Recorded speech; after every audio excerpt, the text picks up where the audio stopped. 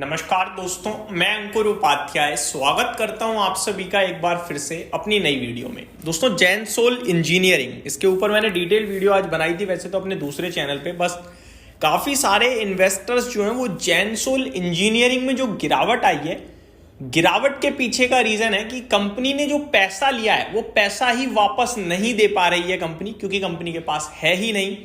तो जो पैसे के देनदार हैं उसमें नाम आता है इरेडा जैसे बड़े कंपनी का, पीएफसी जैसी बड़ी कंपनी का, बंधन bank, HDFC bank, ICICI bank. तो इन्वेस्टर्स कह रहे हैं कि यार जैनसोल इंजीनियरिंग तो नहीं है, लेकिन ये कंपनियों में निवेश किया हुआ है, लाइक इरेडा, पीएफसी। ये स्टॉक्स इस वजह से नहीं चल पा रहे हैं क्योंकि जैनसोल इंजीनियरिंग को इन्होंने पैसा दिया है। तो कितनी सच्चाई है इस बात में, और क्या इसीलिए ये शेयर्स नहीं चल पा रहे हैं क्योंकि जैनसोल इंजीनियरिंग डिफॉल्टर बनता हुआ दिख रहा है। जैसा कि इकरा ने जो रेटिंग है केयर रेटिंग ने जो रेटिंग दी है जैनसोल इंजीनियरिंग को, वो बीबी प्लस से डायरेक्टली डाउनग्रेड करके डी की रेटिंग कर दी है। डी यानी डिफॉल्ट। तो डिफॉल्ट यानी कि जो पैसा लिया है वो नहीं आने वाला वापस। और इकरा ने भी उसके बाद तुरंत रिपोर्ट निकाली, और इकरा ने बहुत ही डिटेल्ड रिपोर्ट निकाली। ये मान लीजिए केयर रेटिंग की रिपोर्ट ने इकरा की आंखें खोल दी, और जब किसी को ऐसे सोते हुए को जगाया जाए कि ये ढूंढ पाई, ये बहुत गलत है, उसने फिर जब रिसर्च करी तो बहुत कुछ सामने रख दिया। जिसके बाद जैनसोल इंजीनियरिंग की तो कहानी बहुत ही ज्यादा खराब हो गई है। प्रमोटर्स की तरफ से भी कुछ कमेंट्स आए हैं, उन्होंने कहा कि ये तो वो मान गए कि वो पैसा नहीं दे पा रहे हैं, लेकिन उन्होंने थोड़ा एक्सक्यूज देने की कोशिश करी है कि हम आगे चलकर पेमेंट कर देंगे। कैसे करेंगे? संपत्ति बेचकर, एसेट्स को बेचकर। तो मार्केट नहीं भरोसा कर रहा, मार्केट बस समझ गया है कि यहां नहीं है पैसा तुम्हारे पास। अब मैं एक एक करके आपको डिटेल शेयर करना चाहूंगा। पहले तो जो देनदार हैं जैनसोल इंजीनियरिंग को, उनमें किस किस का नाम है, मैं आपके साथ उसका नाम शेयर करता हूं। एक तो है इरेडा, ठीक है जी। दूसरा है पीएफसी, ठीक है जी। तीसरा है बंधन बैंक। चौथा है आईसीआईसीआई बैंक, और पांचवा है एचडीएफसी बैंक। ये 5 के 5 नाम कितने बड़े नाम है, आप सोच भी पा रहे हो। इनका मार्केट कैप नहीं, इनका आप लोन बुक देखो, प्रॉफिट्स देखो, और उसके बाद जैनसोल इंजीनियरिंग को इन्होंने कितना पैसा दिया है वो चेक करना, और उसमें डिफॉल्ट होगा तो उससे इनकी टोटल पोर्टफोलियो या जीएनपीए एनपीए पे कितना फर्क पड़ेगा वो देखना।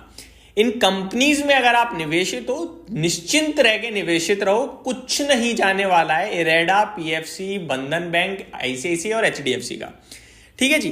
अब मैं आपको थोड़ा और डिटेल्स देता हूं। ये तो हो गए देनदार जिन्होंने पैसा दिया है।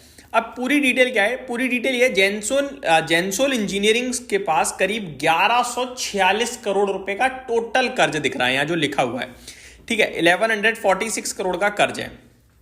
आगे अगर मैं पढ़ूं तो जैनसोल इंजीनियरिंग के पास 1146 करोड़ के कर्ज के सामने 589 करोड़ के रिजर्व्स हैं, यानी कि है इतना पैसा। तो पर ये झूठ भी तो बोलते हैं, क्या पता ना हो, ठीक है। क्योंकि इन्होंने क्या करा, इकरा के साथ भी तो ये करा, सारे डॉक्यूमेंट्स ही फर्जीवाड़ा दिखा दिए। अब जो भी डॉक्यूमेंट्स देख के ही तो ट्रस्ट करेगा। अगर आप मेरे से कह रहे हो कि भैया मेरी बैंक में इतने रुपए पड़े हैं, अब उसके लिए मैं क्या प्रूफ पाऊंगा? पासबुक। आपने पासबुक दिखा दी, लो। अब वो पासबुक ही झूठी है, मैं कौन सा बैंक में जा रहा हूँ पैसा पता करने? तो ये तो कर रहा है जैनसोल इंजीनियरिंग। अब रिजर्व्स है नहीं है वो हमें नहीं पता, लेकिन लिखा हुआ दिख रहा है तो मैं आपको बता रहा हूं। 589 करोड़ के रिजर्व्स हैं, जिसके सामने इनका डेट हो गया 1.95 का डेट टू सरप्लस हो गया, ठीक है जी। यानी कि कंपनी के पास पैसे तो नहीं है। अब टोटल नेट निकालोगे तो कितना पैसा नहीं है? 600 करोड़। टोटल कितने लोग हैं देनदार? 5। अब इसमें स्पेसिफिकली तो नहीं लिखा है कि किससे कितना लिया है, लेकिन मैं सबसे इक्वल अमाउंट भी ले लूं तो 100 करोड़ रुपए आया। 100 करोड़ रुपए कब लिए थे, कितना दे दिया पता नहीं, बट 100 करोड़ का पूरा भी एनपीए जीएनपीए में चला जाएगा। कितना फर्क पड़ेगा इरेडा के लिए? आईसीआईसी और एचडीएफसी तो बहुत बड़ी बैंकें हैं, इरेडा भी कोई छोटी नहीं है। पीएफसी, क्या फर्क पड़ने वाला है भाई साहब? लोग कह रहे हैं इस वजह से ये शेयर नहीं चल रहे। अरे उन्हें नहीं चलना है इसलिए नहीं चल रहे, जिस दिन चलना होगा चल जाएंगे, उन्हें फर्क नहीं पड़ रहा है इससे, ठीक है जी। आगे देखें तो कंपनी ने कहा है, जैनसोल ने कहा, हम समझते हैं कि इन डाउनग्रेड से निवेशकों की चिंता बढ़ी है, लेकिन हम इसे जिम्मेदारी से हल करने के लिए प्रतिबद्ध हैं। कंपनी ने उन आरोपों को भी खारिज किया है जिसमें उसे फर्जीवाड़ा में घसीटा जा रहा था। जैसा कि मैंने अभी बताया कि भाई मैंने अपने मन से नहीं बोला, वो इकरा ने रेटिंग निकाली है, इकरा ने पूरी रिपोर्ट निकाली है, उसमें लिखा हुआ है।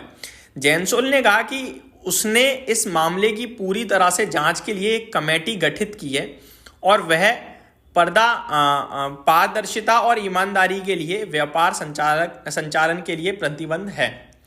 और भी उन्होंने कहा कि हमारे पास 7,000 करोड़ की ऑर्डर बुक है, रेवेन्यू इतना बड़ा है, प्रॉफिट उतना बड़ा है, बिट्टा उतना बड़ा है, ऐसे आंकड़े पेश करें। बट इन सब से कहाँ बाजार का कॉन्फिडेंस आ रहा है। अब बिजनेस से रिलेटेड तो बात ही नहीं चल रही है, बात चल रही है डाउनग्रेड से रिलेटेड, उस पर बात नहीं कर रही है कंपनी ने ये जरूर कहा है कि हम अपने जो हमारे पास संपत्ति है उसे बेचकर चुकाने की कोशिश करेंगे। मैं यहाँ पे पढ़ना चाहूँ तो लिखा भी हो शायद कहीं, जिससे निवेश 600 करोड़ का कर्ज है, वित्तीय घाटा को लेकर बाजार में अनिश्चितताएं, लेकिन अभी तो वो नहीं दिख पा रहा है मुझे, वरना वो भी मैं आपके साथ पढ़ता।